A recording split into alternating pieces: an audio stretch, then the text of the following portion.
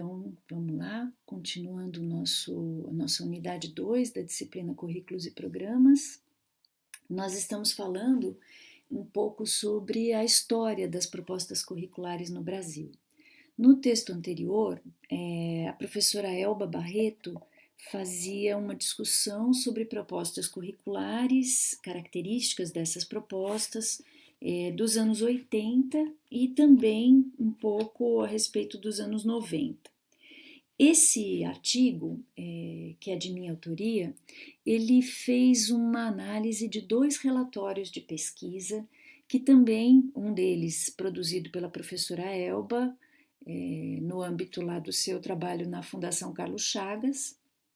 Esse trabalho fala dessas propostas da década de 80 e início dos anos 90, e um outro relatório produzido em 2010, que incidiu sobre propostas posteriores, né, de produção posterior, da década de 90, pós PCNs, Parâmetros Curriculares Nacionais, e algumas propostas que foram também produzidas antes disso.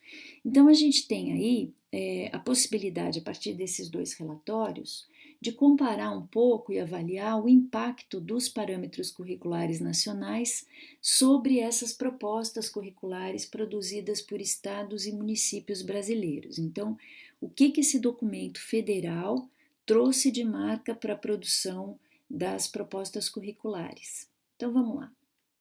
O objetivo do artigo foi comparar, então, esses 2 relatórios de análise, né, de propostas, e nesses 2 períodos que tem como marca exatamente a publicação dos parâmetros curriculares nacionais.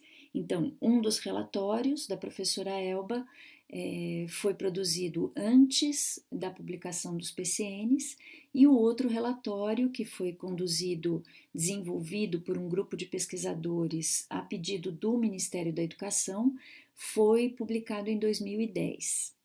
Bom, a ideia foi identificar o que permanecia comum nessas propostas, a partir do que os relatórios trazem, e o que havia de mudança a partir da produção dos PCN. E relacionar o que tinha de permanência e de mudança nessas propostas com as críticas que foram sofridas pelos PCN. Do mesmo jeito que a gente hoje tem uma série de críticas a respeito da Base Nacional Comum Curricular, que é o documento que substitui os parâmetros curriculares nacionais hoje, também os parâmetros, quando saíram, foram objeto de muitas e muitas críticas, e nós vamos falar um pouquinho sobre isso. Bom, o PCN, os parâmetros curriculares nacionais, assumiram aqui esse objetivo, né, de alguma maneira, dar coesão e garantir a ordem por meio da uniformização do currículo nacional. Então, é um documento que se apresentava como parâmetro, como referência para os estados e municípios, mas que tinha no seu âmago, assim, a intenção de ser um elemento de coesão, para garantir que as escolas no país inteiro tivessem algum nível de similaridade nos currículos, para que, inclusive, as pessoas pudessem mudar de escola, mudar de estados e municípios, enfim, e continuar sua escolarização sem ter grandes mudanças. É claro que aí também tem uma ideia de unificar a própria concepção de educação, de escola e de conhecimento considerado legítimo no país inteiro. Bom, em dezembro de 1995 sai uma versão preliminar desse documento, os Parâmetros Curriculares Nacionais. E essa versão foi elaborada por um grupo de profissionais da educação, professores e especialistas que o MEC reuniu. Esse documento, essa primeira versão preliminar, ela vai ser analisada por especialistas de universidades e por técnicos das secretarias de educação. Em agosto de 96, uma outra versão já é publicada, né, já é discutida, em reuniões regionais, né, em cada região por grupos de professores, especialistas e secretarias, num processo muito acelerado, porque veja, em setembro de 96 já tem uma outra versão sendo encaminhada ao Conselho Nacional de Educação, já com base nessas discussões realizadas muito rapidamente por todas as regiões brasileiras. E já em outubro de 97 já sai o documento do Ensino Fundamental 1 e em 98 o documento do Ensino Fundamental 2. Então, vejam, uma das coisas que a gente hoje critica no processo de produção da Base Nacional Comum Curricular é a pressa com que essa discussão é realizada, dando pouquíssima margem de escuta para os sujeitos das escolas, né? Então a gente percebe que isso já na questão de produção dos parâmetros curriculares nacionais já foi uma realidade.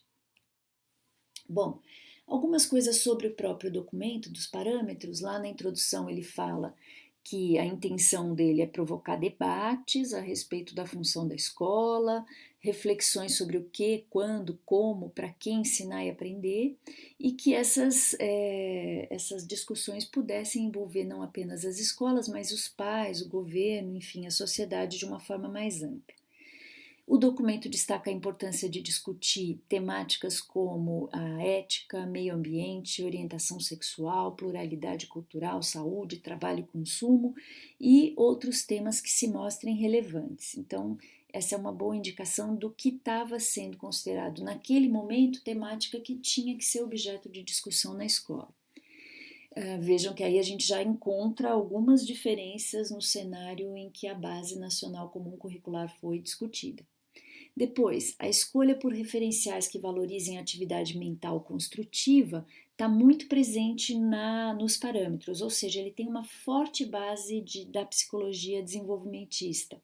Então, teóricos aí ligados a essas teorias desenvolvimentistas, como Piaget, Vygotsky, Luria, Leontiev e Ausubel, são referências que estão na base dessa concepção de aprendizagem que o PCN assume.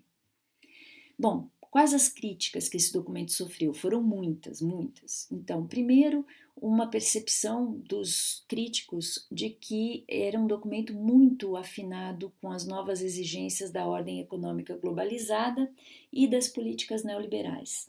Então, um documento muito obediente em relação a essas novas exigências, tanto que tinha como palavra-chave a ideia de consenso, competitividade, equidade, produtividade, enfim, todas essas palavras, e que tinha como objetivo, assumia como objetivo, formação de recursos humanos flexíveis e adaptáveis às exigências do mercado.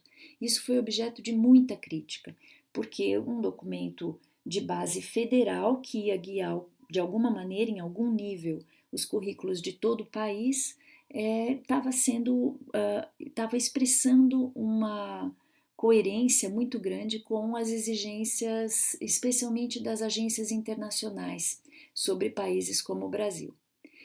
Bom, outra crítica era dado um peso muito grande a esse viés psicologizante na definição do que a escola deveria fazer, como fazer, enfim, e deixando de lado os aspectos sociológicos envolvidos nas concepções de educação. Esse foi um outro ponto de muita crítica.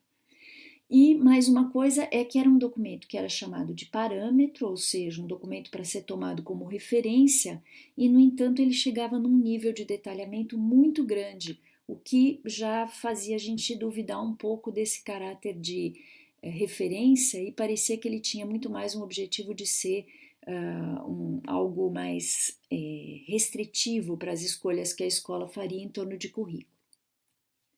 Outra grande crítica foi em relação aos temas transversais, porque os parâmetros assumem que é importante, por exemplo, trabalhar todas aquelas temáticas de orientação sexual, pluralidade cultural, ética, trabalho e consumo, só que encontra uma forma de trabalhar essas temáticas que é por meio do estabelecimento de temas transversais. Então, todas essas temáticas são assumidas como temas que deveriam ser abordados em todas as disciplinas e não por uma especificamente. E isso foi objeto de muita crítica, porque, especialmente na maneira de apresentar a ideia de temas transversais, havia uma concepção de escola como se a escola pudesse ser imune ao que acontecesse fora dela, né? Então, uma certa opção por ignorar os conflitos entre culturas, etnias e todos os fatores que envolvem de alguma maneira a produção das desigualdades. Então ficava uma ideia um pouquinho conservadora em relação ao multiculturalismo e uma postura assimilacionista, né? Quer dizer, uma ideia de que você pode assimilar as demais culturas no guarda-chuva da cultura considerada legítima a ser difundida pela escola. Outra grande crítica também, e isso estava muito ligado a essa questão, é que os PCNs dão uma centralidade muito grande à organização do currículo pelas disciplinas. Então, disciplinas têm uma centralidade muito grande, mas, por outro lado, eles apontam temas transversais. E aí a tendência é que, com o foco nas disciplinas, esses temas acabem sendo perdidos pelas disciplinas, porque seriam temas a serem abordados por todas e acabariam sendo temas não abordados por nenhuma delas. Bom, já entrando na discussão dos relatórios, em 95, então, a Fundação Carlos Chagas, sob orientação da professora Elba, faz então um relatório onde 21 propostas de estados brasileiros e também do Distrito Federal e mais propostas dos municípios de Belo Horizonte, Rio de Janeiro e São Paulo, todas propostas do final da década de 80, portanto, bastante afinadas com aquilo que a gente discutiu no texto anterior, né? São propostas que estão aí na transição democrática, foram analisadas então para esse relatório. É um movimento que está acontecendo nesse momento de renovação curricular, como a gente viu no outro texto, e tinha muito como um elemento muito disparador dessas discussões uma oposição aos governos militares, né? Então, uma preocupação com a qualidade da educação e com a democratização da escola, do acesso à escola. E, como também nós vimos no outro texto, a fundamentação essencial dessas teorias, dessas propostas, era a pedagogia crítico-social dos conteúdos, lá com Saviani, com Guiomar Namo de Mello e outros tantos, e a educação popular, com o Paulo Freire, essencialmente. O relatório de 2010 foi produzido, então, a pedido do MEC, foi organizado e conduzida a pesquisa pela professora Maria das Mercês Ferreira Sampaio, que era da PUC de São Paulo, no âmbito de um projeto chamado Currículo em Movimento. Eu participei da equipe de pesquisadores que produziu esse relatório. Nós trabalhamos com 60 propostas elaboradas por secretarias estaduais e municipais, sempre municípios de capitais brasileiras. As propostas foram produzidas no final da década de 90 e na primeira década dos anos 2000. Então vejam, já depois da produção dos PCN.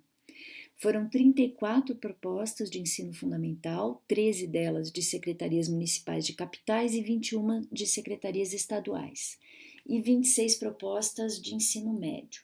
O que a gente via nessas propostas era um incremento das chamadas de cunho neoliberal e uma ênfase muito grande nas avaliações. Isso estava muito claro já numa leitura mais ampla das propostas. Então, em relação ao que vinha antes dos PCNs, a gente já via que tinha uma força muito maior para as chamadas de cunho neoliberal, a ideia de competitividade, de ser empreendedor de si mesmo, enfim, e a ênfase nas avaliações já estava crescendo demais nesse período. Comparando os dois relatórios, então o primeiro que incide sobre propostas lá do final da década de 80 e começo dos anos 90, e o segundo que incide sobre propostas do final dos anos 90 e início dos anos 2000. Bom, o que a gente percebe de mudança? Primeiro, a afirmação da garantia de um maior espaço para a participação dos diferentes agentes no debate em torno do currículo. As propostas do relatório de 2010 insistem muito em dizer que foi tudo muito discutido com as escolas, com os professores, com as secretarias, num movimento que a gente pode dizer que assim foi percebido que isso era um valor. Então, todas as propostas têm que dizer isso, foi muito discutido. Não necessariamente isso significa que a discussão existiu mesmo e foi ampla mesmo, mas o que a gente percebeu é que todo mundo tinha essa grande tendência nas propostas do segundo relatório, a dizer que sim, que isso tinha sido realmente muito discutido. Nas propostas do primeiro relatório isso não aparecia muito e, pelo que a gente viu no texto da professora Elba, da outra aula, de fato isso não foi mesmo uma realidade, né? As propostas ainda eram conduzidas muito sem ouvir os professores, enfim, os sujeitos da escola. Outra coisa que permanece, né, nessa comparação é a escolha das principais referências teóricas, tanto as propostas do final da década de 80, quanto aquelas que foram produzidas depois dos PCNs, tinham as perspectivas do construtivismo como a grande referência teórica. E ainda havia pouca discussão, pouco aprofundamento em relação às questões relativas à diversidade e à pluralidade cultural, tanto nas propostas anteriores aos PCNs quanto nas posteriores, mesmo com os PCNs abrindo aquela referência aos temas transversais. Então, isso não pegou de fato nas propostas produzidas a partir dos PCN. Outra coisa, então aqui são dois excertos para a gente ver como permanece a questão das ideias construtivistas, né? Veja, o primeiro excerto é da professora Elba, falando das propostas da década de 80. O segundo, do relatório de 2010, falando das propostas da década de 90 e início dos anos 2000. Veja, nas duas se fala aqui na adoção generalizada de pressupostos construtivistas e na outra, fundamentos da psicologia da aprendizagem. Então, o que permanece nos dois relatórios, portanto, nas propostas dos anos 80, 90 e início dos anos 2000, é uma força muito grande para o construtivismo. Depois, a organização por disciplinas. Veja, esse primeiro excerto falando do primeiro relatório. O segundo, a mesma coisa, ó, a maioria detalhado por disciplinas isoladas. Então, mesmo que os PCNs falem em áreas, ele continua detalhando tudo por disciplinas. Então, não muda a ideia da centralidade das disciplinas de um relatório para o outro. Aqui, falando das propostas dos anos 80, olha, a professora Elba dizia que eram tímidas as propostas no que tange a encaminhar sugestões referentes à abordagem de grupos sociais específicos, como índios, caboclos, negros, crianças e adolescentes de rua, escolas de assentamentos e migrantes. Isso lá na década de 80. Pulando para o final da década de 90, início dos anos 2000, continua sendo percebido pouco espaço nas propostas das diferentes disciplinas para a inclusão de temas referentes às culturas africana, afro-brasileira e indígena e relações étnico-raciais. Aí, vale lembrar que em 2003 a gente tem a lei que já instituía a inclusão das temáticas africanas e afro-brasileiras no currículo. Depois, em 2008, também a inclusão da cultura indígena. E mesmo assim as propostas trazem isso com pouca ênfase, né? Depois, na década de 90, em 95, a professora Elba falava que você tinha, tanto nas propostas dos estados quanto municípios, uma colaboração muito grande afirmada pelas secretarias dos consultores das universidades, que faziam assessorias ou consultorias para produzir as propostas. E isso se mantém. Veja, no relatório de 2010 também fala que fica evidente a busca de caminhos participativos para a elaboração, incluindo representantes das redes e também assessores, né, das universidades federais e estaduais da região e de outras regiões. Então, essa tendência dos estados e municípios a buscar assessores das universidades já é uma realidade desde pelo menos a década de 80. Outra coisa que é uma continuidade entre os relatórios e entre as propostas, portanto, desculpa, caiu meu óculos, é a ênfase na avaliação diagnóstica, a afirmação de que o que a gente deve fazer é uma avaliação diagnóstica e que essa avaliação ela tem que servir para você buscar um processo contínuo que consiga acompanhar os alunos e gerar no trabalho docente as mudanças necessárias para facilitar e fomentar a aprendizagem de todas e todos na escola. Bom, aqui como uma referência a mais, se alguém quiser conhecer esse relatório da professora Elba, tem aí a referência e o próprio link da Fundação Carlos Chagas, onde vocês encontram o texto completo. Acho que para quem se interessa pelo assunto é bem interessante, porque aí você vê com mais detalhamento.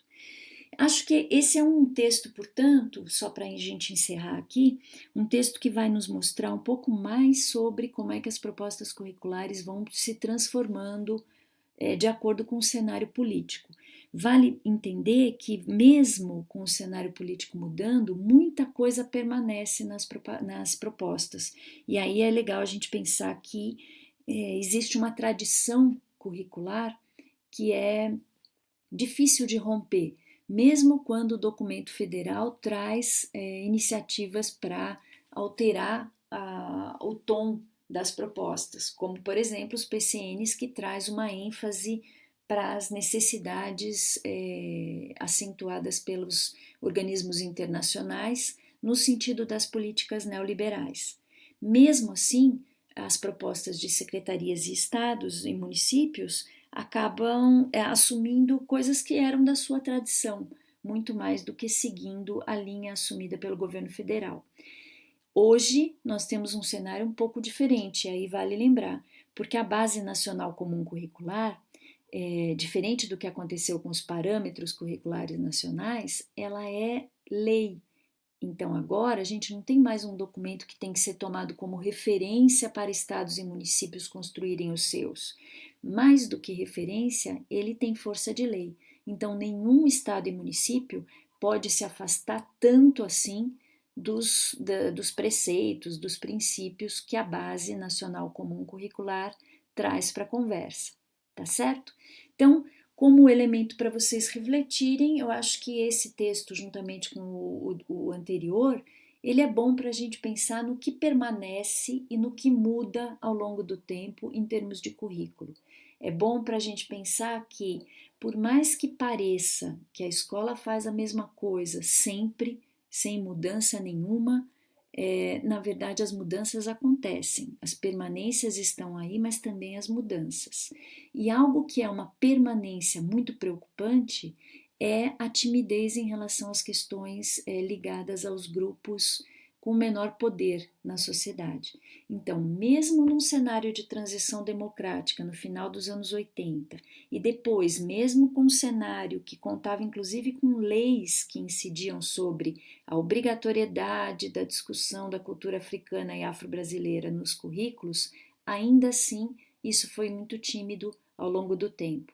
O que deve acontecer então agora que a gente tem um documento federal, que é a base, que absolutamente silencia sobre essas questões, tanto de gênero, por exemplo, ou orientação sexual, quanto também as questões étnico-raciais, que agora são mencionadas na base dentro daquele guarda-chuva muito inespecífico da diversidade.